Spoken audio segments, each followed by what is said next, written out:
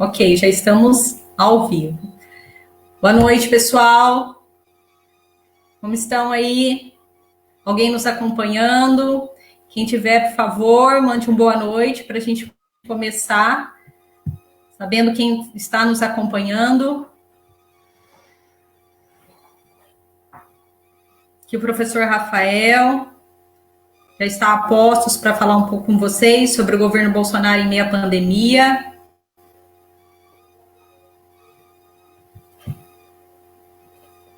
Lá, Mariane já está com a gente. Boa noite, professores. Kelly, Melina. Muito bom que vocês estejam aqui conosco, meninas. Sejam muito bem-vindas. A gente só dá aquele tempinho, não é, para todo mundo conseguir acessar a página. Emília Teixeira já aqui com a gente também, Danúbia. A Danúbia que hoje já colocou no Face que não perderia. Denise Proença também já nos acompanha.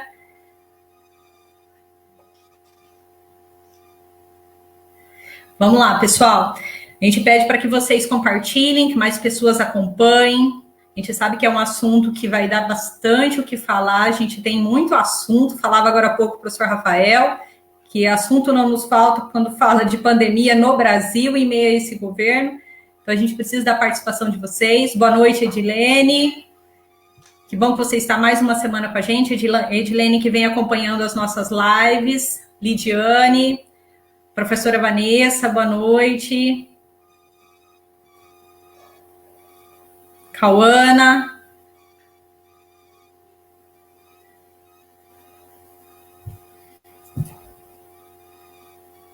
Yasmin, obrigada, Yasmin, por estar conosco nesta noite. Lembrando, pessoal, que vocês... Elisete também já está aqui com a gente. O professor fará suas explanações e vocês, no decorrer da live, podem encaminhar suas perguntas. Fausto também acredito que tenha bastante contribuído com a discussão de hoje, não é, Fausto? E quem estiver nos acompanhando pode fazer suas perguntas aqui pelo chat, que depois eu as farei para o professor Rafael, a Lana Vieira, obrigado por estar conosco, Amanda Lima, Lívia Dariva. Então, vamos lá. Chegamos aqui às 19 horas e 5 minutos. A gente sempre... O Fausto diz que o seu fone está bem discreto. Depois vai rolar uma rave aqui no final, então, por isso que eu já estou preparando. Uhum. É para a gente já conseguir alguns artifícios para manter, né, o público acompanhando. Nayara... Isso, bom, muito bom. Celeste, boa noite. Charles, nosso ex-aluno aqui também nos acompanhando. Muito obrigada, Charles, por estar conosco. Eu quero iniciar, então, dando boas-vindas a todos que nos acompanham, ao professor Rafael, que se dispôs a participar conosco hoje, trazendo esse debate tão necessário neste momento de pandemia que a gente enfrenta, né? Além de todo esse contexto de isolamento, de distanciamento social, ainda a gente tem um contexto bastante conturbado politicamente. A Alexandra também está aqui conosco, seja muito bem-vinda, a Aline Cunha.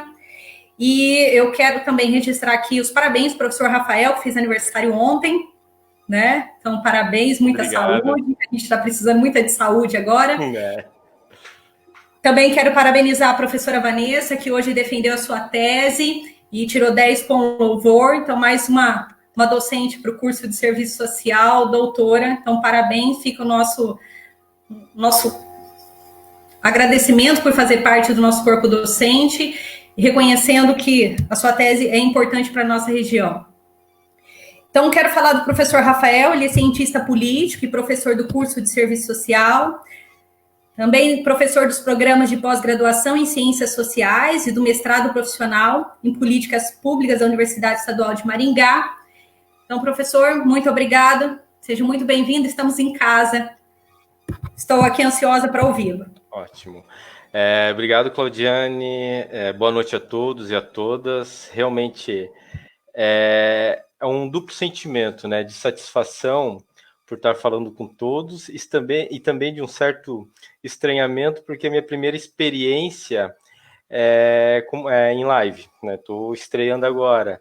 Então é estranho quando a gente só fala, não ouve, né, perguntas, não vê reações das pessoas, né, torcendo o nariz, etc. Então fica um troço um tanto quanto diferente daquele que costumeiramente a gente se habituou, que é o face to face, né?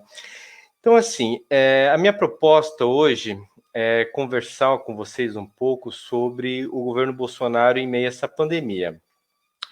Só que a gente poderia, né, em torno desse tema, ficar dissertando aqui por horas e horas, dias e dias, e ainda não findaríamos. Até porque a nossa realidade, em meio a uma pandemia, ela é muito dinâmica e ela tem um ingrediente explosivo nessa dinamicidade que diz respeito ao próprio governo, que é uma usina de crises. Então, cada dia que passa, nós temos coisas novas, nós temos dificuldade até de prever o que vai acontecer amanhã, então é sempre muito tenso, muito difícil analisar um governo como esse em meio a um contexto de emergência sanitária como estamos vivendo. E o que eu tentei, então, estabelecer é que eu montei um esqueminha para guiar a minha fala, até para que eu não me perca no meio do caminho, porque é muito fácil se perder, né, diante de tantas coisas importantes para falar. E assim, e com isso eu espero para todos e todas que estão nos assistindo, que eu consiga, a partir dessa minha análise, tentar pôr um pouco de ordem nesse caos que é a nossa realidade, né? Aí eu uso um autor que eu gosto muito do ponto de vista dos clássicos da sociologia, no que tange a epistemologia, que é o Max Weber, que ele sempre dizia que a gente sempre quando vamos estudar a realidade social, nós nos propomos a olhar e analisá-la por alguma ordem, em algum microcosmo desse caos todo que é essa realidade. É isso que eu vou propor e tentarei fazer então nessa live de hoje. Para isso, como que eu vou conduzir a minha fala? Eu darei um passo atrás para, posteriormente, então, dar alguns passos à frente. E que sentido dar alguns passos atrás? Eu começo apresentando o que, para mim, é uma premissa fundamental para entender o governo Bolsonaro, que o Bolsonaro, né, o Jair Messias Bolsonaro, é o político mais coerente que tivemos até hoje, né? Talvez, né, podemos colocar algum outro que não me vem na cabeça nesse momento ao lado dele, mas ele no atual cenário político, na atual república, vamos assim dizer, ele é o político mais coerente que nós já tivemos. E não entendo isso como um elogio, tá? Não é um elogio. Pelo contrário.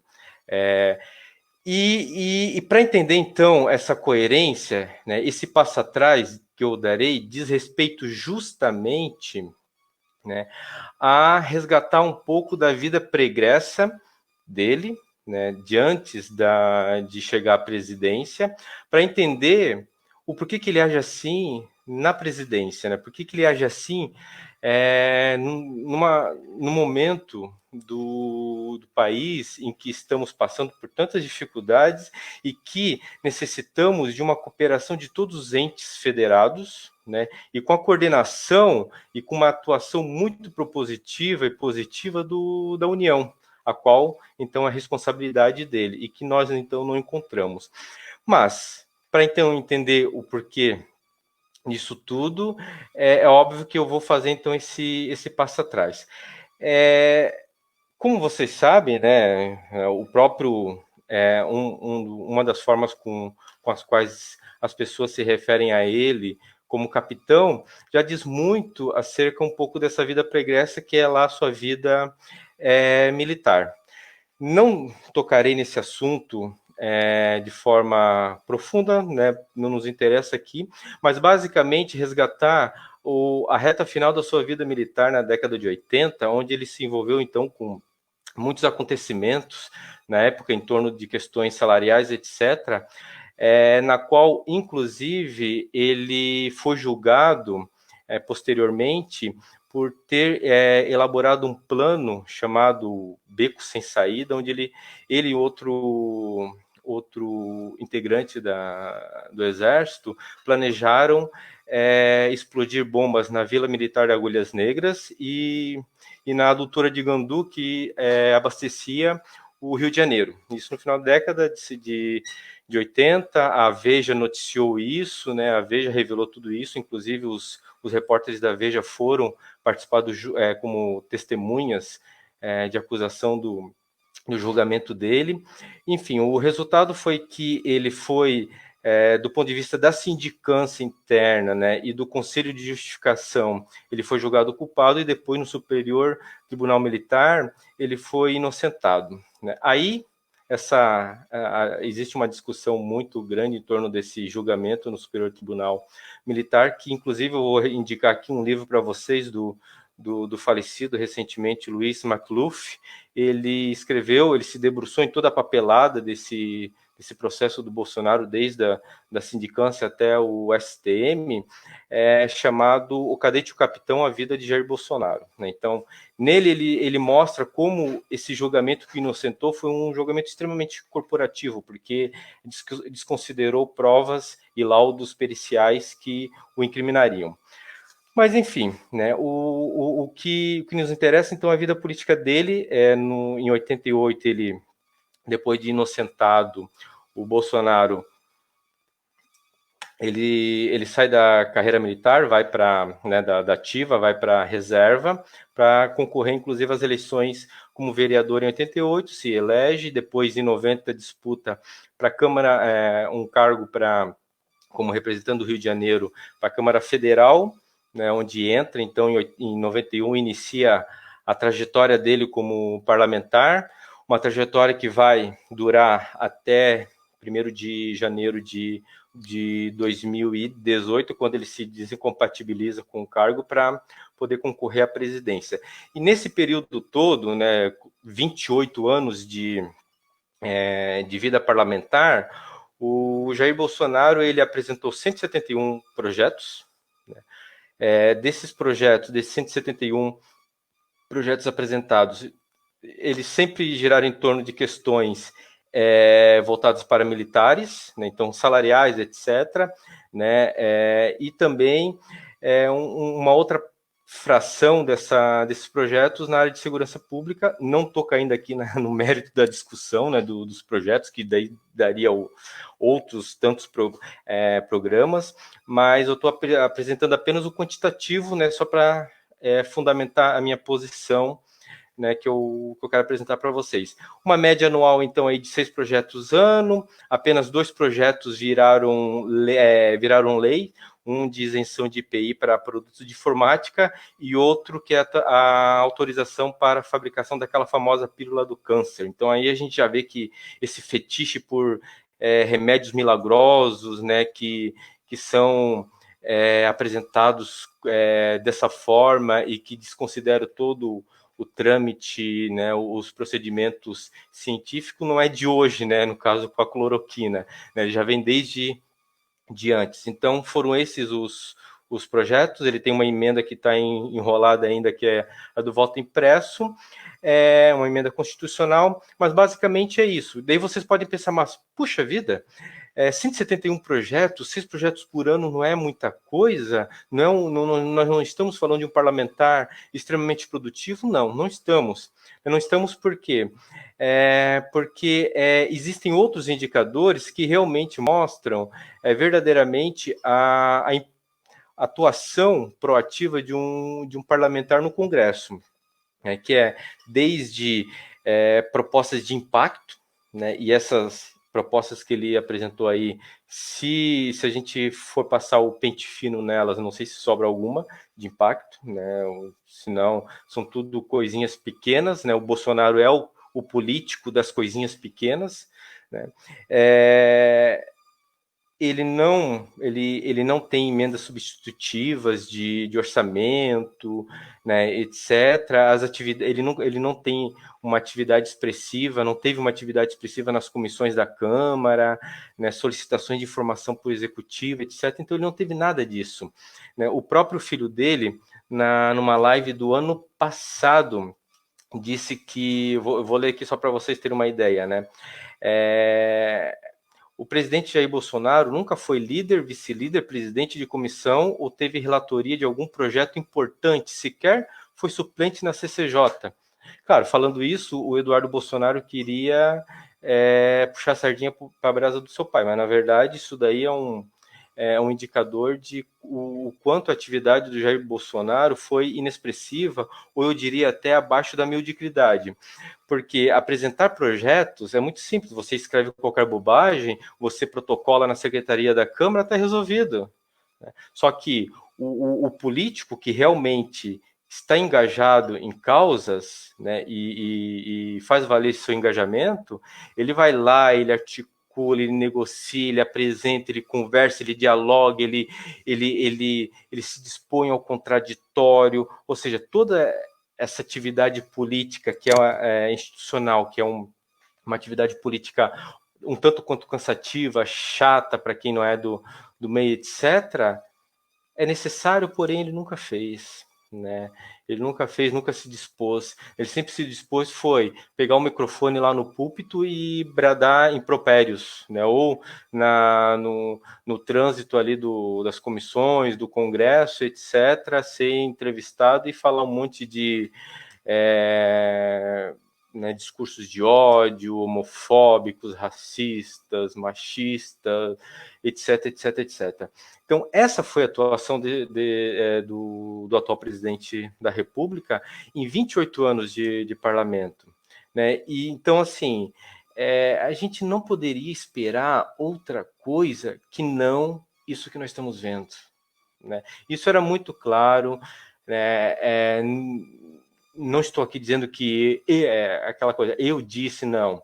Muitos já diziam isso acerca dessa atuação e o quanto que isso poderia ser levado à presidência, já que era um modus operandi do presidente. Então, quando ele foi eleito e ele começou a montar o seu ministério, começou a dar cara para o seu governo, nós começamos a ver toda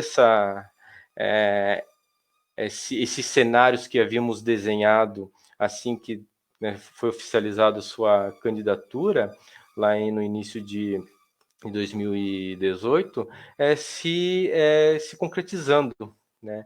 Infelizmente, né, todo esse histórico do Bolsonaro mostra que Bolsonaro foi um parlamentar, né, de atuação abaixo da mediocridade, aquele do baixo clero mesmo lá do fundão, que pouco estava interessado nas grandes questões nacionais, porque a gente não viu o engajamento dele nessas grandes questões nacionais, exceto por uma outra um outro ponto de alguma agenda e ao estilo bem Bolsonaro de ser. Então isso foi levado né, à presidência, isso foi levado para o governo que ele estava iniciando e então está produzindo todos os efeitos até hoje.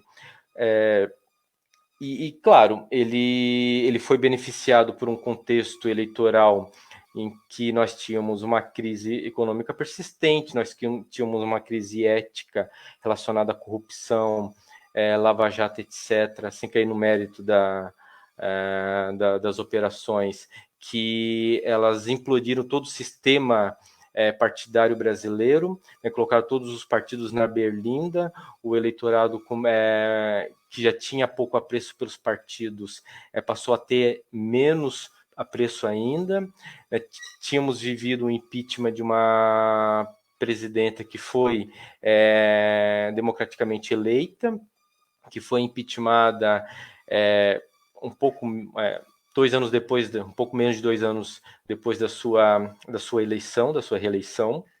né? Tivemos um governo interino ali entre a saída de Dilma e a entrada do Bolsonaro, o governo Temer, que não foi um governo também tão simples assim, porque foi acusado de corrupção, tiveram 2 pedidos de investigação por via do STF barrado na Câmara. Então, assim, o eleitor estava escaldado, tinha esse tal desse Jair Bolsonaro, que já vinha construindo a sua carreira há muito tempo, desde de quando as eleições se encerraram em 2014, ele começou a construir a sua carreira, né? Ele já estava com a sua candidatura estruturada, né?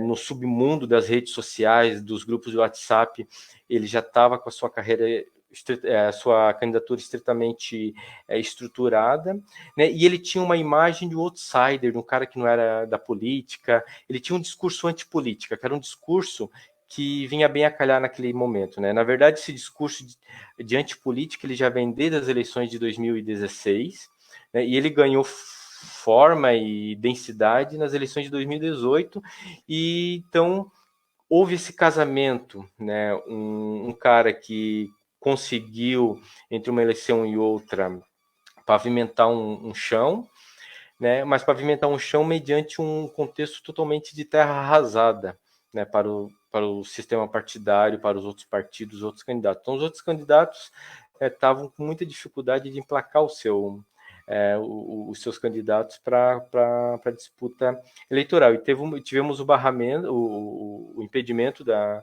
candidatura daquele que seria o grande opositor a Bolsonaro, que era o Luiz Inácio Lula da Silva, né? Sempre aí no mérito disso. Mas esse discurso de antipolítica ganhou as eleições e fez governo, né? Fez o atual governo. Então, o que é o discurso da antipolítica? É o discurso que não faz política institucional, ou seja, ele não dialoga, ele não acomoda interesses, e não estou falando de interesses exclusivos, estou falando de interesses públicos. Ele não acomoda interesses, ele não faz pazes de apoio, ele não ouve a sociedade civil organizada, exceto as altas rodas do empresariado brasileiro, mas a sociedade brasileira é muito mais plural do que uma meia dúzia de mega empresários que dominam, sei lá, não sei quantos por cento do PIB.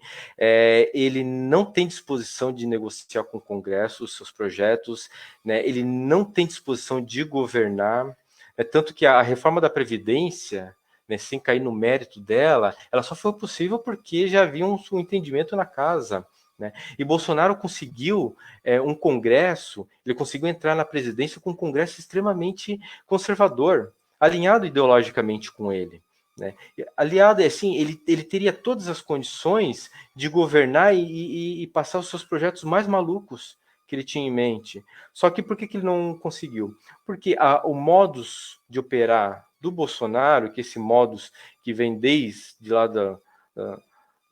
dos relatos da sua vida militar, passando pelos 28 anos de deputado, é esse, né?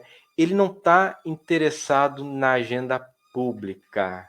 Só que enquanto era parlamentar, isso não, digamos, não trazia grandes impactos para nossas vidas, ou nenhum, porque era um deputado inexpressivo, apenas consumia recurso público para manter a sua atuação.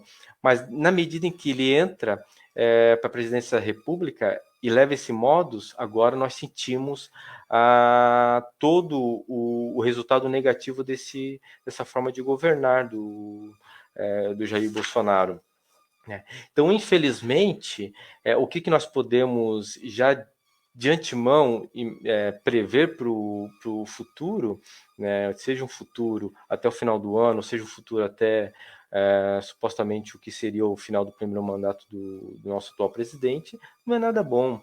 Não é nada bom, e também eu não tenho como plantar esperanças, porque a realidade ela tem que se impor nesses momentos, né? Então vamos lá discutir algumas questões mais específicas do atual governo, e que mostra como e que reflete então esse modus operandi. A primeira coisa, né, quando essa pandemia começou, quando foi decretado pela OMS, etc. Enfim, o mundo já estava com seus radares ligados, já estava preocupado, muitos países já estavam lidando com essa realidade, e o Brasil teve a oportunidade de olhar, desde quando as coisas começaram a avançar em Wuhan, na China, e depois foi se espalhando, né, para a Europa, né, Itália, Espanha, que foram os epicentros, e depois os Estados Unidos, né, que ele tanto ama mais do que o Brasil, pelo jeito. O Brasil, né, o governo brasileiro, ele teve o benefício de ter observado um pouco melhor essas realidades, o que acontecia nos outros países, para se preparar melhor, né? Para se preparar melhor. Mas o que aconteceu foi que essa nossa vantagem ela foi queimada já na largada, né? Foi queimada na largada porque o ente federado, que era o grande, que é pela Constituição aquele grande responsável pela ação coordenada, né, em saúde, vamos assim dizer, em meio a uma crise, ele não levou a sério, disse que era uma gripezinha, se preocupou com outras coisas, se preocupou com uma suposta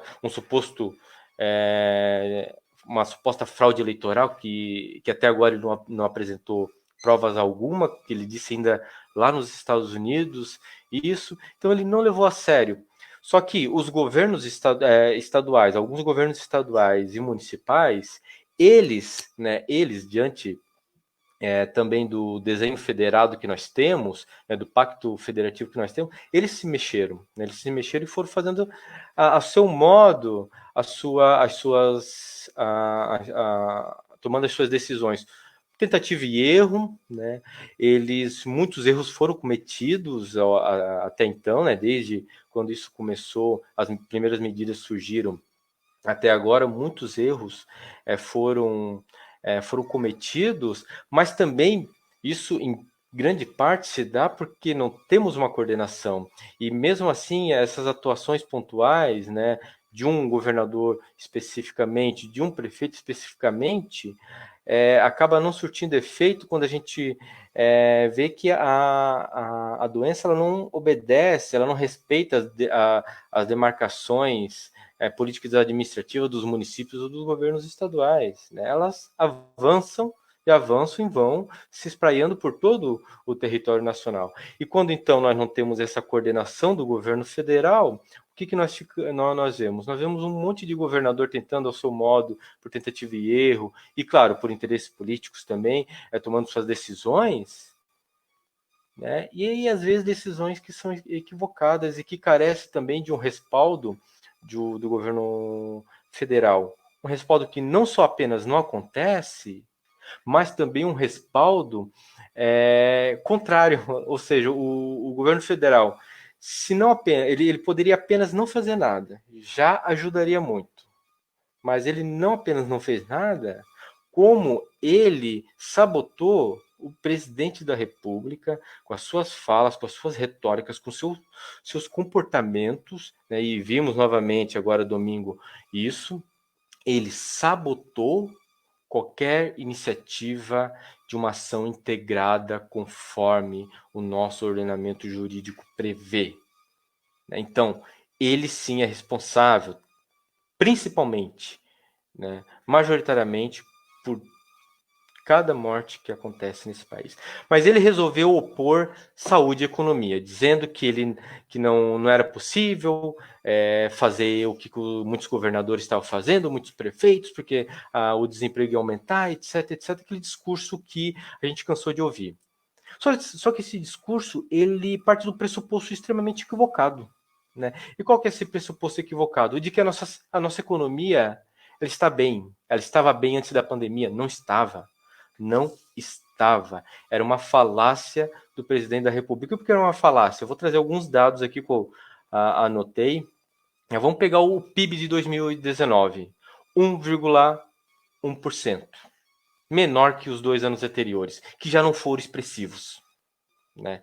Ou seja, quando aquilo que seria a grande prova de que a nossa economia estava, apesar da desigualdade, estava avançando, não apareceu. E não apareceu por quê? Porque ela não aconteceu. Nossa economia patinou. Se a gente pegar todas as expectativas do mercado de 2019, desde janeiro até dezembro, o que nós vamos ver no relatório Focus do Banco Central é sempre uma revisão para baixo das expectativas do mercado, né? E esse relatório não sou eu que faço, não é um economista comunista que faz, não. Esse relatório é o relatório do próprio Banco Central, é um órgão do governo federal, subordinado ao nosso presidente da República. Outro dado, o desemprego, né? O desemprego aumentou no primeiro trimestre de 2020. Nós tivemos aí um desemprego de 12,2%, enquanto o trimestre anterior, o último trimestre de 2019, esse desemprego tinha sido absurdo, né, de 11%. O desalento também, na casa de quase 5 milhões de desalentados, que são aqueles que não têm emprego, mas desistiram de procurar. Ou seja, nós tínhamos um quadro social muito delicado. As expectativas do mercado, que começaram em fevereiro, eu vou pegar aqui um dado do relatório Focus do início de fevereiro. O mercado estava prevendo, essa entidade sacrossanta, estava prevendo um PIB de 2,3%. Né? 6 de março a previsão já caiu para 1,99%. Não sei por que tanta precisão nas casas decimais, mas enfim. E 22 de maio, agora semana passada, já estava em menos 5,89%. Então, ou seja, mesmo antes da pandemia, o mercado já estava vendo que a economia brasileira não ia deslanchar, só na cabeça do Guedes, né? No mundo fantástico do Guedes, ela estava deslanchando, mas não ia deslanchar. Né? E não só apenas não estava deslanchando, já estava reduzindo a expectativa do mercado, como também os 43 primeiros pregões da B3, que é a Bolsa de Valores de São Paulo, a antiga Bovespa, foi marcado por uma fuga de capitais na ordem de 45 bilhões de reais. Né? Isso, se nós pegarmos os 43 pregões, ou seja, 43 pregões, isso vai até início de março. Ou seja, antes, né, de a coisa esquentar, de essa pandemia esquentar aqui no Brasil. Né? Então, isso fica muito claro, né, que mesmo se estivermos pressupondo que o discurso do Bolsonaro ele é procedente, né, ou seja, de opor saúde e economia, não é porque esses dados revelam que nossa economia estava patinando há muito tempo. Além disso, também, nós temos o seguinte, né, além desse pressuposto errado, que fez com que então o governo tomasse todo esse conjunto de atitudes equivocadas, né, ele pressupõe que uma economia, se a gente saísse do isolamento, assim que o Bolsonaro propôs, ele pressupõe que a nossa economia ela deslancharia. Não vai deslanchar, porque nós temos ainda a doença que está avançando. Né? Por mais que queiramos acabar com o isolamento, né, para melhorar a economia, a doença vai continuar matando gente, a doença vai continuar levando gente para os hospitais, para os UTIs, né? E essa gente vai sair do mercado de trabalho, né, se estiver empregada. As pessoas não vão consumir, psicologicamente também já tem um efeito no consumo das famílias. Eu mesmo, a gente vê o impacto na nosso padrão de consumo, que não é o mesmo de 2, 3 meses atrás. Ou seja, nós não somos uma ilha, nós somos um país que estabelece relações comerciais com vários outros. Né? E nós, por mais que estivéssemos bem, o restante do mundo não estaria bem. E nós não estamos bem, né? Pelo contrário. Pegamos o caso da Suécia, um exemplo que o Bolsonaro citou algumas vezes. A Suécia, ela não fez lockdown, a letalidade da Covid lá é muito superior aos vizinhos nórdicos. Né? Se fôssemos projetar o mesmo padrão de letalidade da Suécia para o Brasil, em 16 de maio, enquanto o Brasil tinha registrado praticamente 14 mil mortos, com a projeção do padrão sueco para o Brasil, nós estaríamos em 76 mil. Né? Além disso, a previsão de queda no PIB da Suécia é de 7,4 segundo o FMI, o Fundo Monetário Internacional, que até onde eu sei não é nenhum órgão comunista a serviço do globalismo, né? Rafael, Então, oi. nós temos algumas perguntas aqui. Você quer respondê-las agora, para já aproveitar a sua fala? O que você prefere? Então, eu cheguei num ponto em que é possível a gente dar uma pausa, então, para eu depois continuar com a minha fala. Pode me passar. Eu quero, não é, concordar com você aí, porque nós temos a maior fuga de capitais dos últimos 25 anos no Brasil por conta dessa condição que a gente se encontra hoje, né? Então, eu também gostaria de ouvir um pouquinho de você em relação a isso, porque hoje a gente tem um governo que é considerado o pior líder mundial do combate ao Covid-19, né? Perdendo até para o líder das Filipinas, que é um ditador. Então, a gente carrega mais esse ranking negativo. Então, depois eu gostaria que você comentasse um pouquinho isso, dessa fuga de capitais dos últimos 25 anos. E hoje eu escutava na CBN também o Guga Chakra dizendo que ele mora nos Estados Unidos desde 2005 e que na atual condição que a gente se encontra, não há um jornal, não há nenhuma imprensa, né, na Europa e nos Estados Unidos que fale bem do Brasil. Não há. Todas as manchetes são manchetes que nos trazem assim elementos negativos do Brasil, né? Então é algo que a gente provavelmente vai carregar aí nesse pós-pandemia também, que tem a ver com essa fuga de capitais. E aí as duas perguntas que nós temos aqui, que eu vou deixar para você. Deixa eu anotar aqui, espera aí. Prontinho, pode falar. É do professor Douglas. Ele diz que gostaria de ouvir sobre as alas que compõem a base do governo, o judiciário, a religiosa, militar. Elas ainda representam a base do governo ou estão abaladas na atualidade? Qual que é a sua compreensão sobre isso? A professora Vanessa diz que, diante das quedas ministeriais, você vislumbra a possibilidade de impeachment de Bolsonaro? E a professora Valéria também, ela traz aqui um comentário que é o seguinte: os modos de operar é totalmente descabido, a agenda dele é o compromisso com os grandes capitalistas, então isso significa um desgoverno, né?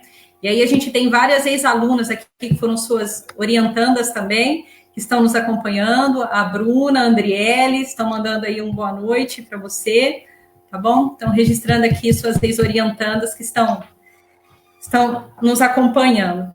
Fica à vontade agora para fazer seus comentários. É bom saber que estamos sendo ouvidos pelos nossos ex-alunos e também público mais amplo, mas principalmente os ex-alunos que a gente tem uma relação de carinho muito grande com eles, com elas, né? Então vamos ver assim a questão da fuga de capitais, né? Enfim, não é uma área a qual eu posso dizer que eu tenho informação, porque eu não tenho, mas assim, a gente lê, a gente estuda, etc. E um princípio básico da economia, e que fundamenta, por exemplo, grandes teorias de comportamento eleitoral, etc., como a teoria da escolha racional, a teoria da escolha pública, é a ideia de previsibilidade, né? Ou seja, para que nós possamos agir, a gente tem que ter um cenário previsível. É assim com o cidadão, muitas vezes, em certas escolhas que eles fazem, né, escolhas das mais diversas, por exemplo, a teoria da escolha racional do voto prevê isso, né, que os eleitores agem em cenários estáveis, segundo seus interesses, para maximizá-lo. E o empresário também faz isso, né? O empresário não vai não vai investir num país por benevolência. Como diz o Adam Smith, não é da bondade do padeiro, do cervejeiro que eu tiro o meu jantar, né? Então não pelo contrário, pelo alto interesse deles. Eles seguiam em função disso. Eles vão investir onde eles veem que eles terão retorno do seu investimento. Só que para ter alguma projeção, para ter alguma segurança acerca de ter retorno ou não e o quanto que esse retorno será, precisa de estabilidade. que possa dar um cenário de previsibilidade para o investidor, né, para o empresário. E tudo o que o Bolsonaro não fornece é estabilidade, né? O Bolsonaro, ele tem uma minoria em termos de oposição constituída a ele, é uma minoria. A esquerda, né, essa esquerda que está dominando o mundo, na concepção dos malucos do cosplay de filósofo lá, o Olavo de Carvalho, a esquerda no Congresso, gente, ela é minoritária, ela ainda muitas vezes bate cabeça, né, na hora de agir. Então ele tinha vida fácil para qualquer coisa, mas não, o próprio governo é a usina de crise, né? Então, assim, como que o empresário, olhando para essa maluquice que é esse país, a maluquice que é esse governo, vai querer investir alguma coisa aqui e assim, e ele, quando eles decidem investir, eles projetam para 5, 10, a longo prazo, né? Só o capital especulativo que pensa no dia de amanhã, né? Mas aquele empresário que realmente vai gerar renda para os trabalhadores, vai gerar emprego, vai gerar impostos e etc, etc, etc, né? Ele pensa a longo prazo. Né, eu como empresário, me colocando no lugar do empresário, eu não investiria no país. Eu não investiria. Eu viveria de renda, então, que muito mais garantido do que investir nesse país aqui. Eu invisto em outra nação, etc. É muito claro a gente olhar para o governo Bolsonaro e entender o porquê que a economia não deslancha, o porquê que a fuga de capital acontece, né? Então isso não vai mudar. Essa fuga de capital vai acontecer, inclusive, foi uma preocupação do próprio Campos Neto, presidente do Banco Central, numa reunião que ele teve com o pessoal do agronegócio, agora na metade desse mês, estamos falando aí, mês de maio, né? Então, ele se mostrou extremamente preocupado com essa fuga de capitais, né? Por quê? Porque os investimentos vão recair sobre o Estado, né? E o Estado está com uma dificuldade uma capacidade de investir, uma capacidade financeira, né? Nós estamos com dívida, estamos com um problema fiscal muito grande, mas também nós temos um governo que é incapaz de pensar políticas de investimento estatal, né? Não é só porque o governo não quer, é porque não tem capacidade de pensar nesse tipo de política, né? Já de cara já vem com aqueles juízos estigmáticos, estigmatizantes desse tipo de política, né? Com relação à ala do governo, na verdade, sim, nós temos um apoio muito consolidado do Bolsonaro no segmento evangélico. Nós temos um apoio do Bolsonaro muito forte nas Forças Armadas, né? Claro que as Forças Armadas não são uma coisa homogênea, mas temos um setor mais reacionário, sim, das Forças Armadas que o apoia. E temos essa ala ideológica aí do Bolsonaro que dá uma sustentação muito grande para o seu governo e que mantém acesa o fogo do conflito, que faz com que mobilize a sua base. Então, assim, de início, né, esse núcleo mais duro do apoio ao Bolsonaro, ele não está alterado, né? Tanto que esse lento declínio do apoio, né, da aprovação de Bolsonaro, que vem desde março, etc., que a XP pegou, mas não só a XP, né, a pesquisa da XP, etc., várias outras pesquisas têm pego, é ainda um declínio, né, num eleitorado que entrou mais no final da campanha dele, né, e que, né, depender da situação, lá na frente pode voltar de novo, né? Pode voltar. Então, assim, o núcleo continua ali, firme, forte, né? De um fanatismo muito, né, quase que indestrutível. E não sei até quando que a gente vai ver esse núcleo atuante, né, dessa forma. Mas eu acredito que por mais que continuemos a observar essa queda nessa aprovação, ela será sutil e em algum momento ela tende a dar uma cessada para que ou as forças se recomponham para tentar quebrar esse núcleo duro, ou esse núcleo duro vai permanecer até as eleições. Quanto a impeachment, eu acredito que não é viável agora. Por que não é viável agora? Porque, primeiro, o impeachment, o Rodrigo Maia não colocou os 20 e poucos, quase 30 pedidos de impeachment para não aceitou, né? Enfim, porque não tem apoio no Congresso para isso, né?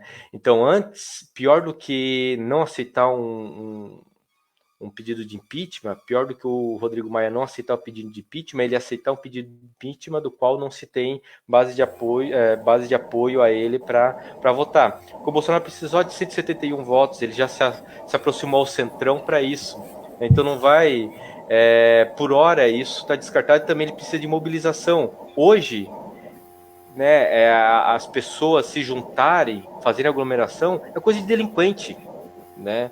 Então, quem realmente tem alguma razoabilidade não vai fazer isso. Não vai sair na rua, né, pedir o impeachment e fazer aglomero, né? Não vai e nem deve. Então, fica isso a critério, né, uma pequena base de apoio do Bolsonaro fanático que vai lá fazer as maluquices, as maluquices dela, né? E assim, e realmente é um desgoverno total. Concordo com a Valéria que colocou, que nós não temos perspectivas mesmo em torno de melhoras da nossa situação, né?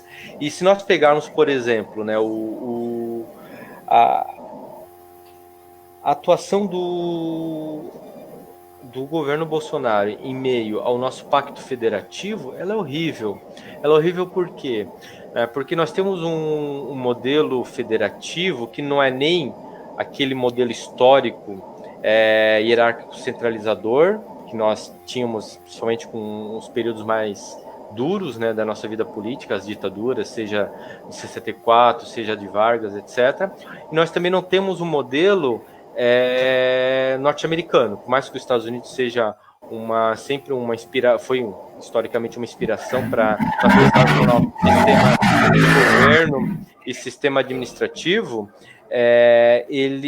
nós criamos o nosso modelo que é um meio termo e que dá certas competências para a União, para o governo federal, né, e um papel ativo na coordenação e na cooperação, né, e também concede aos entes inferiores, né, aos estados e municípios, uma margem de atuação, de autonomia e também competências concorrentes. Aí é nessas competências concorrentes que o STF tomou a decisão recentemente de que o Bolsonaro não pode sabotar, né? Não pode sabotar da forma como ele estava querendo sabotar, mas ele resolveu sabotar por outras formas. O que os governadores e os prefeitos estavam fazendo. Então, assim, infelizmente, para que nós pudéssemos enfrentar essa doença, nós dependeríamos de que esses três entes, conforme a Constituição estabelece, estivessem agindo em cooperação profunda, né? Mas não está acontecendo, porque cada um age da forma como quer. E daí a gente assiste uma reunião como aquela que foi divulgada pelo Celso de Mello na sexta-feira, referente ao dia 22 de abril, né, se não me engano, em que era uma reunião ministerial nas dependências do governo federal no Planalto, se eu não me engano, né, foi numa sala no Planalto. É uma reunião ministerial com todos os representantes das pastas ministeriais ali, né, onde o presidente falou um monte de palavrão, fizeram a conta aí, quase uns 40 palavrões, e mencionou 4 vezes a doença. Os seus ministros, bajuladores, autoritários igual ele, também assim fizeram, exceto por um ou outro que falou alguma coisa, o Taish que estava, né, vendo aquilo ali, era a primeira reunião dele, se eu não me engano, como ministro da Saúde, olhando aquilo ali quase que assustado. A gente entende agora as caras que ele sempre fazia, né, enquanto era ministro da Saúde, porque era um horror. Então você passou quase 2 horas reunidos para não falar nada, praticamente nada acerca da doença que está assombrando os brasileiros, que tá, não só os brasileiros, mas o mundo. Que governo é esse? Né? Que governo é esse que faz uma coisa dessa? E Ô, claro, Rafael, oi. pelo adiantar da hora, já são 19h52. Nós temos Beleza. mais 2 perguntas e eu preciso registrar aqui, para não ser injusta, que a Thelma disse que foi sua orientando e também está aqui com a Isso. gente. A Thelma toda Legal, semana está Thelma. aqui. Obrigada, Thelma. A Ana Kellen, ela faz a seguinte pergunta para você. Gostaria de saber se, na sua visão crítico-político, existe algum lado positivo do atual governo? E a Elisete também faz uma pergunta. Como você compreende, em meio a tantos desmandos, e mesmo quanto ao posicionamento do governo frente à pandemia, o mesmo continuar com apoiadores, independente de classe social? E aí eu também quero registrar aqui Só que nós... repete a pergunta da Elisete, que eu não entendi. Ela diz o Deu uma seguinte: cortada. como você compreende, em meio a tantos desmandos, e mesmo quanto ao posicionamento do governo frente à pandemia, o mesmo continuar com apoiadores, independente de classe social? Essa foi a pergunta da Elisete. E aí eu quero registrar aqui também a participação do Marcos Marculino, nosso ex-aluno, né, também está com a gente. A Cauana comenta: a reunião ministerial expressou nitidamente a esculhambação que é esse desgoverno.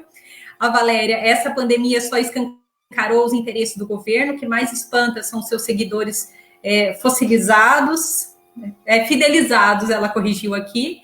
E a Thelma que manda um abraço para a gente. Fica à vontade aí para você responder esses questionamentos.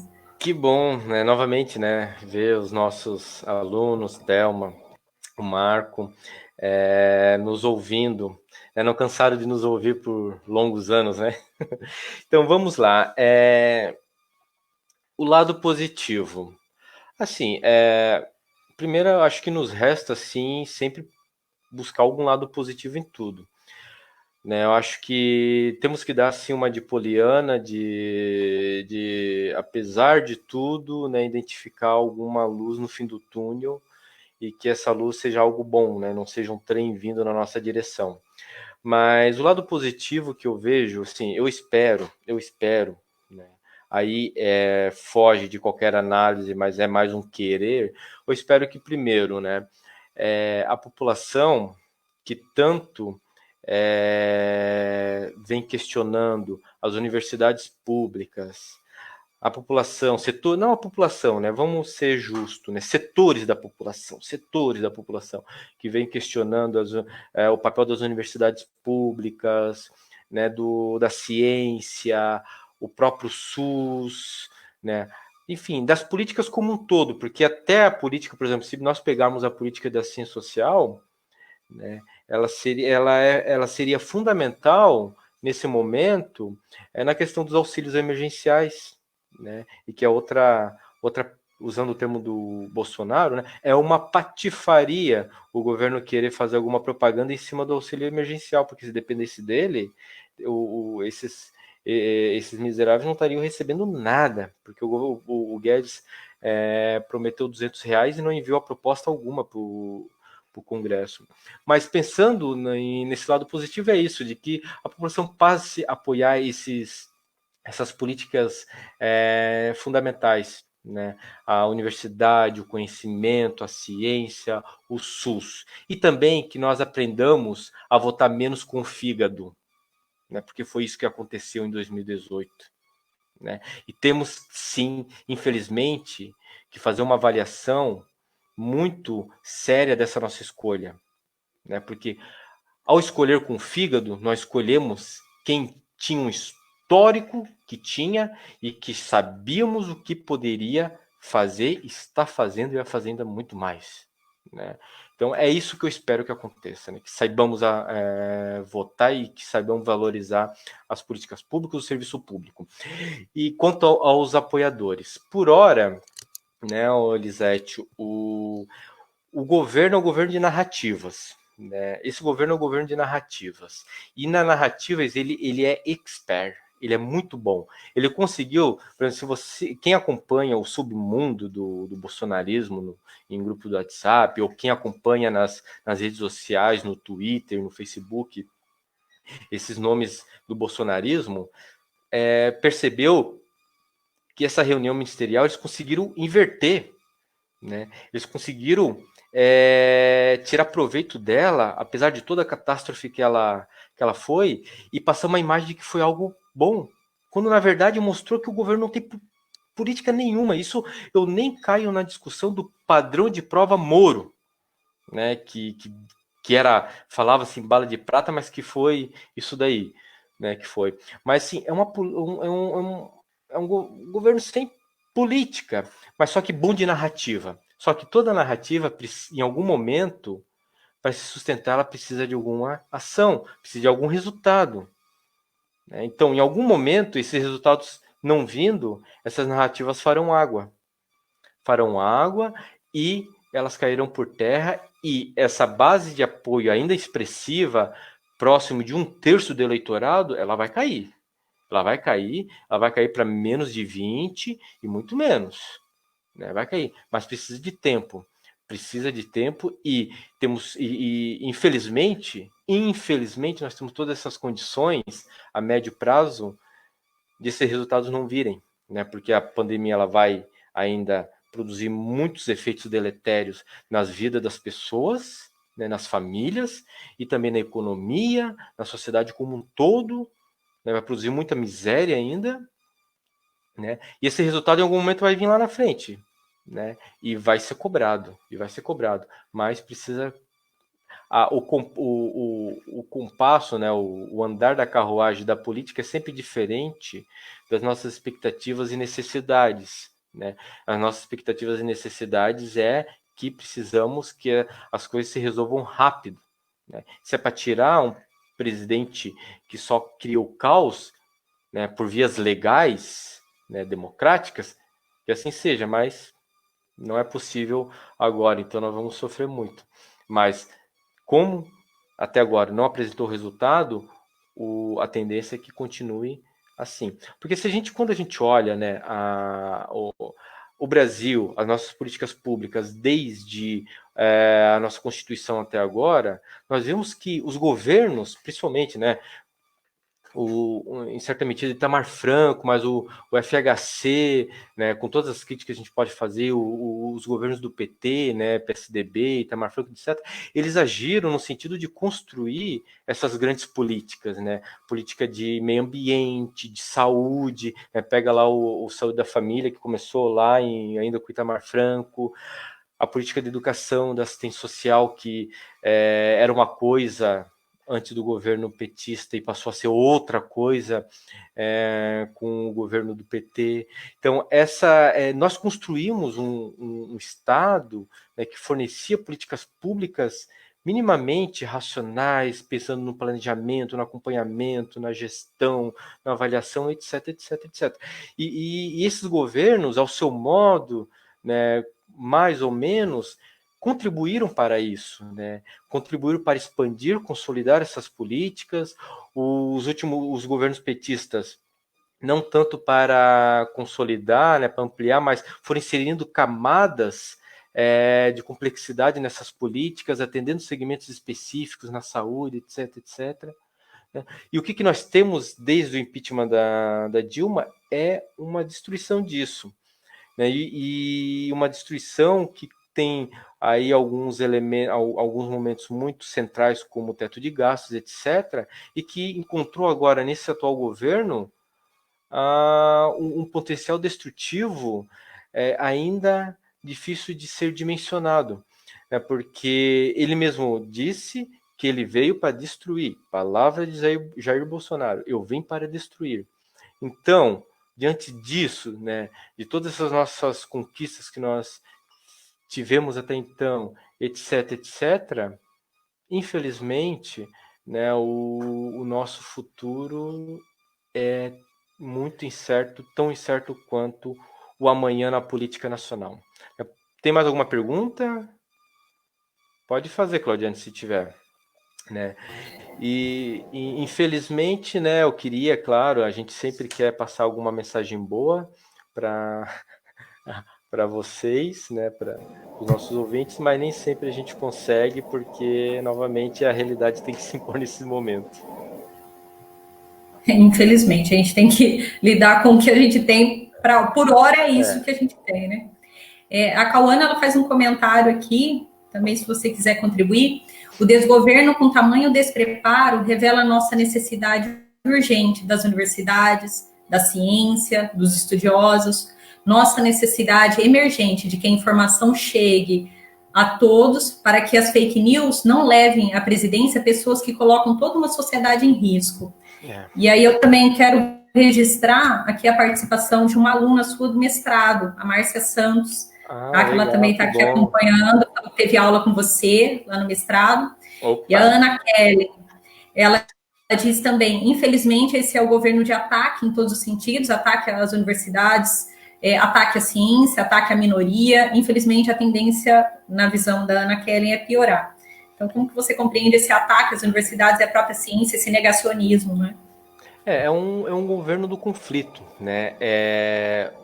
Ele precisa manter as coisas tensionadas para manter, inclusive, mobilizado a sua base de apoio, né? Então, se a gente vê, antes mesmo da pandemia, vira e mexe, vinha alguma coisa do próprio governo que tocava fogo na sua base de apoio. Então, é um governo que vive disso, né, que vive desses conflitos e que não tem um projeto político, não tem, né, muito claro. Então, assim, mas a economia, o Guedes. Gente, o Guedes, a pandemia, né, já dentro da nossa casa, dentro do nosso país, o cara falando em reforma, né, falando em reforma sem que ele não tivesse enviado reforma alguma para o Congresso. Eu vou enviar semana que vem. E sempre semana que vem ia enviar reforma. Sempre, mas nunca enviava. Então, assim, é um governo que não sabe agir, que não tem projeto e não tem competência.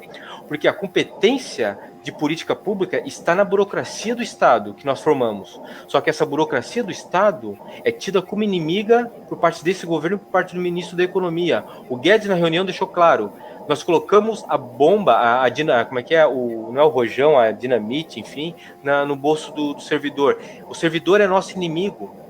Onde um governo que precisa de que a burocracia funcione, que precisa de servidor público, que toque essa burocracia para a política acontecer, compra uma briga tão tola, tão burra quanto essa. Né? Então, os próprios ministros, eles são a cara desse governo, do presidente da República. Né? Só que o governo tem agenda. E qual que é a agenda dele? É a agenda do meio ambiente, que está destruindo tudo. Pega a fala do ministro do meio Salles. ambiente, do Salles, né? Que era algo que já vinha se falando muito, né? Que enquanto estávamos voltados para a pandemia, lá na Amazônia, etc., estava correndo solta a grilagem e queriam, né, legalizar tudo, a grilagem. E já vinha desde o ano passado também essa política de desmonte do meio ambiente, da fiscalização, etc. Então, assim, as coisas estão acontecendo. Só que o projeto do Bolsonaro é a pequena política, mas a pequena política sórdida, e que ele está conseguindo fazer, que é destruir a racionalidade do Estado, que é destruir a burocracia que conseguimos formar, que é destruir tudo isso que nós conseguimos avançar com essa nova Constituição, né, com essa Constituição atual. Então é isso, esse é o projeto dele. Então não podemos dizer, não, o governo não tem projeto, não tem um projeto de nação, né, que realmente atenda aos interesses, né, nacionais, né, os interesses da população, né, que tira a população desse quadro de miséria, de desigualdade que temos. O projeto dele é outro. Né, o projeto dele é outro e passa pelo Guedes como o grande fiador, né, até o agronegócio, né, que é um apoiador do Bolsonaro, vira e mexe, né, tem algumas tensões com o governo, porque ele depende das relações exteriores do Brasil, né, do comércio exterior. E quando nós temos um Araújo, que é essa coisa, no Ministério das Relações Exteriores, no Itamaraty, não podemos esperar grande coisa, né, porque nós precisamos de relações com todos os países indistintamente. seja com a China, seja com os Estados Unidos, seja com sei lá quem, mas não prefere comprar briga com o nosso maior parceiro econômico, né? Vírus chinês e não sei o que, comunismo e o globalismo, enfim. É isso, esse é o projeto do governo, destruição. E se não bastasse, como você apresenta, do meio ambiente, a gente tem uma destruição. A própria política de assistência social, a gente vem sofrendo um corte nos últimos anos de 70%, né, de provimento dessa política, algo que vem refletindo em todos os municípios, nos equipamentos, fechamento de equipamentos. E se não fosse a pandemia, a saúde também sofreria por causa da PEC da morte. Uhum. E aí a gente tem o meio ambiente, a gente tem a política de assistência, e para piorar, a educação, né, que seria uma base formadora para trazer uma crítica a tudo isso. E quando você fala também de como servidor público, né, ele está sendo desvalorizado nesse momento, a gente pensar que, além desse contexto de ser servidor público, os professores também, né, Rafael? A gente está sendo assim, atacado pela sociedade, os artistas também estão sendo bastante atacados, desvalorizados.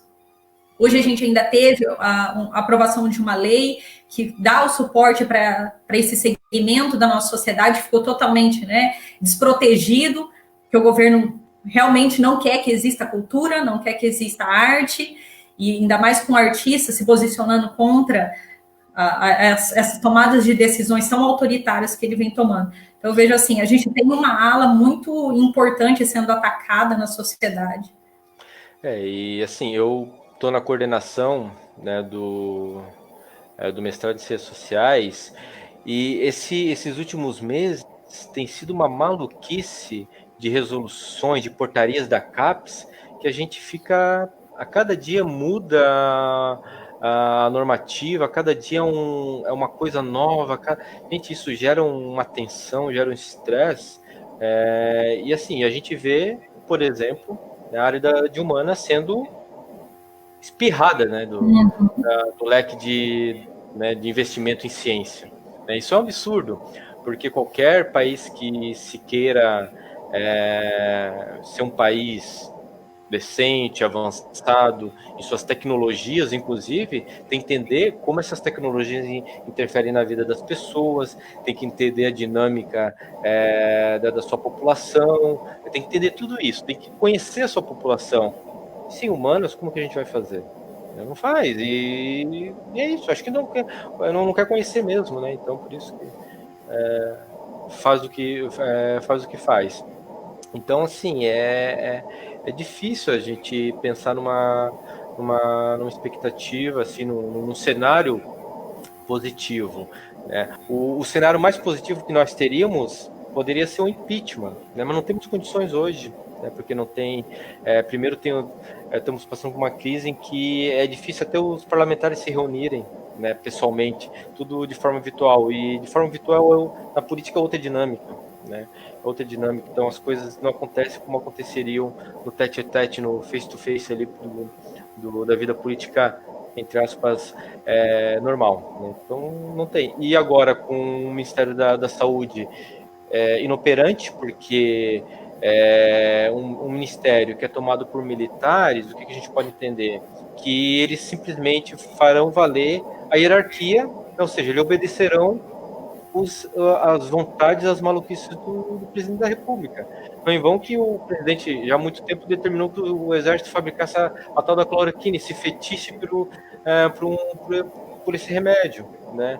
Como se ele fosse a solução, que não é, porque as pesquisas não são nem um pouco conclusivas, pelo contrário, jogam água contrária ao uso da cloroquina, mas que o presidente criou esse fetiche, assim como criou o fetiche pela pílula do câncer, né? Tanto que o projeto dele foi aprovado, a fosfo, lembro aquele nome complicado lá que eu não me lembro agora qual que é.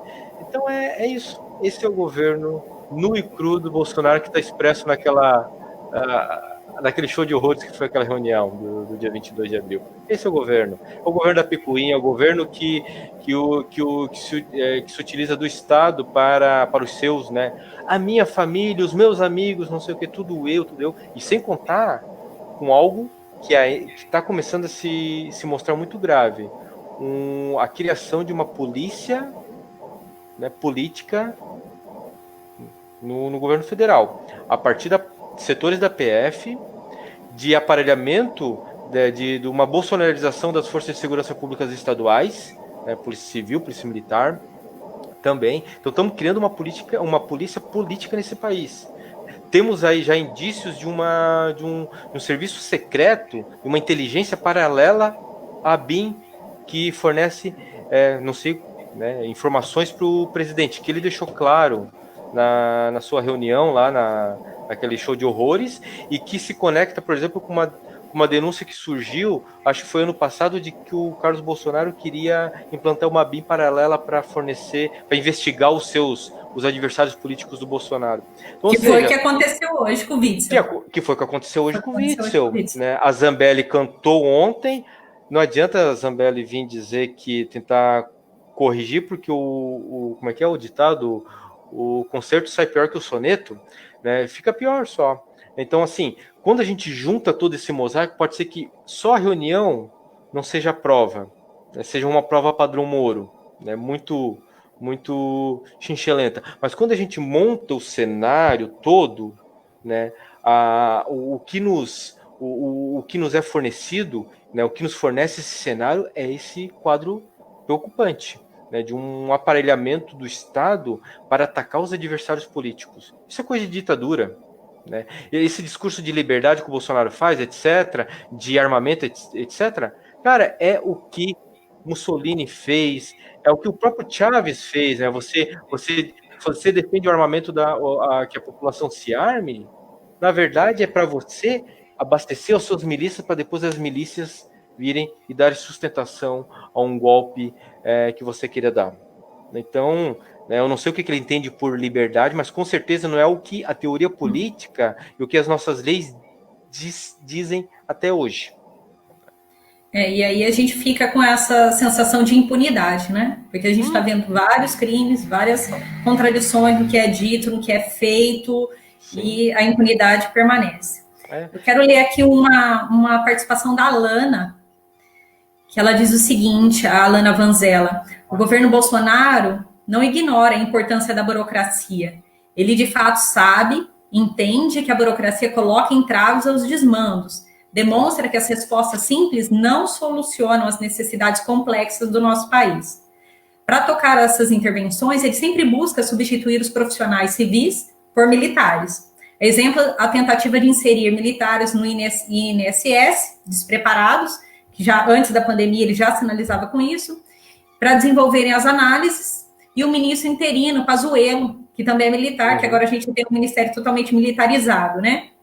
E eu quero registrar também aqui a participação da professora Andréa Silva Almeida, que também está com a gente, e a Nayara, que lamenta, né? Triste ver pessoas pedindo a volta da ditadura militar.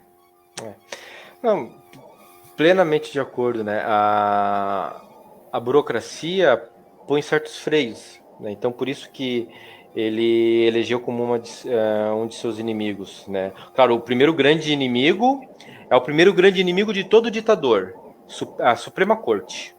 Pode ver, quando a gente olha as histórias da implantação dos regimes ditatoriais, nós vemos sempre um ataque à Suprema Corte. Porque daí o que você faz? Você ataca a Suprema Corte, deslegitima a Suprema Corte. Não estou defendendo, né, individualmente fulano, ciclano ou beltrano. Do ponto de vista do equilíbrio dos poderes na Suprema Corte é extremamente importante, ela tem que ser preservada da forma como ela está prevista no nosso ordenamento jurídico. Só que atacando a Suprema Corte, legitimando, você abre um precedente para depois encher de qual mandado seu. Então, que farão o que você quiser. Então, você vai mudar a Constituição ao arrepio da lei, eles vão garantir essa mudança, e assim as coisas vão caminhando e a ditadura vai avançando, né? Hoje temos esse debate em torno de como as democracias morrem, etc, etc, etc. E a morte das democracias, elas não são mais por golpe de Estado, né? Aquela coisa do tanque de guerra, 64. Né? Elas são paulatinas. As democracias, elas vão sendo asfixiadas pelos próprios mecanismos democráticos, né? De eleição, de participação, etc.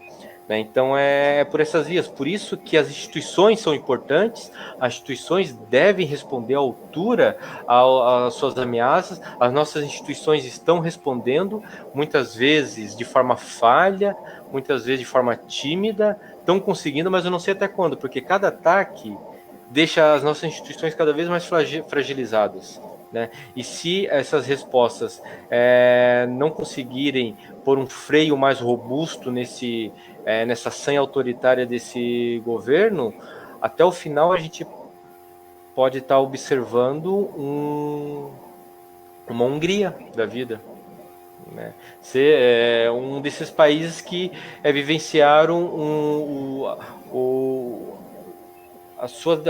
vivenciaram a sua democracia sendo asfixiada paulatinamente, né? Então, a Aliança do Brasil, por exemplo, ele vem com esse intuito, né? Porque o grande calcanhar de Aquiles do bolsonarismo é a ausência de um partido, igual o Orbán tem, etc., né? Então, a Aliança do Brasil vem para tentar preencher essa lacuna desse projeto autoritário do bolsonarismo. Então, por isso, cuidem também com esse partido. E quando você fala também da gente tá sofrendo esses ataques e ser paulatinamente, a gente viu isso acontecendo com os conselhos já no ano passado.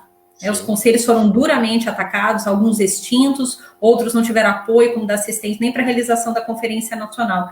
Quer dizer, já era uma forma de barrar a participação política, né, da sociedade civil. Isso mesmo. E aí, Rafael, nós estamos aí, passamos das 20 horas, queria que você apresentasse.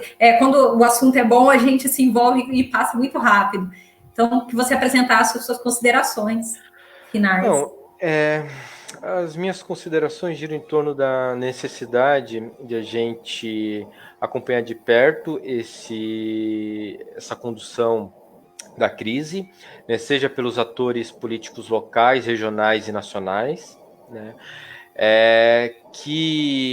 Aí é uma fala que eu faço diretamente ao eleitor do Bolsonaro. Acho que, primeira coisa, a gente não tem que criminalizar os eleitores pelas escolhas eleitorais que eles fizeram, porque as escolhas eleitorais às vezes são feitas em certos contextos de poucas opções, como era o de 2018, com uma crise muito profunda, de um desânimo muito grande do eleitor brasileiro, mas que eles não são obrigados a permanecer amarrados à escolha que eles fizeram. É necessário que eles façam uma crítica aos políticos que eles elegeram.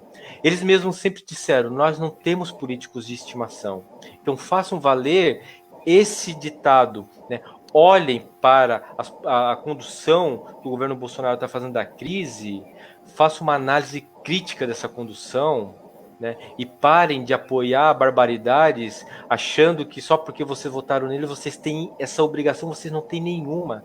Quem tem alguma obrigação hoje é o Bolsonaro de responder às necessidades da população dentro dos limites que as leis elas impõem. Não são vocês têm que demandar do governo federal, vocês têm que demandar ajuda, tem que demandar o auxílio, ampliação do auxílio emergencial para outras categorias, para mais meses, etc. É isso que nós estamos precisando agora. Vai endividar o Estado? Dane-se, é vida que tem em jogo, é vida. E vocês não são obrigados a permanecer amarrado a um governo que está levando o Brasil a uma catástrofe quase que sem volta, né? Quase que sem volta, porque quando nós chegamos no fundo do poço, o Bolsonaro abriu um alçapão e continuou a descer ainda mais. Então, é para você, eleitor do Bolsonaro, que eu digo isso. Reflita, você não tem nenhum compromisso com ele. O seu compromisso é com a sua vida, dos seus familiares, né, com o bem-estar da população brasileira e com a saída o quanto antes dessa crise. Não vai ser voltando a trabalhar todo dia, lotado em ônibus apertado, que isso vai acontecer. Pelo contrário, isso vai trazer ainda mais mortes para a população. É isso que eu tenho para dizer, eu acho que eu já falei demais, né? E a gente, quanto mais fala, mais a gente se promete. Não, com os elementos que você trouxe agora, eu já fiquei com vontade de falar mais coisas, mas a gente precisa chegar no fim, né? a Ana Kelly, a Cauana aqui elogiando essa iniciativa das lives, né? Que bom que os nossos alunos estão acompanhando, é para vocês que a gente está fazendo essa ação, nossos ex-alunos, profissionais, professores de longe que estão com a gente. Cauana registra aqui que está com uma saudade de uma aula presencial, né? A gente também, né, Rafael? Porque a gente está aprendendo a lidar com esse ambiente virtual. A gente trabalha sempre no presencial, não é a mesma coisa. E para terminar aqui, a Lidiane, nossa ex-aluna também, nossa ex-aluna, parabéns, professores, orgulho de ter estudado na UEM. A Juliane, concordo totalmente com a Cauana, saudade das aulas presenciais, discussão muito necessária.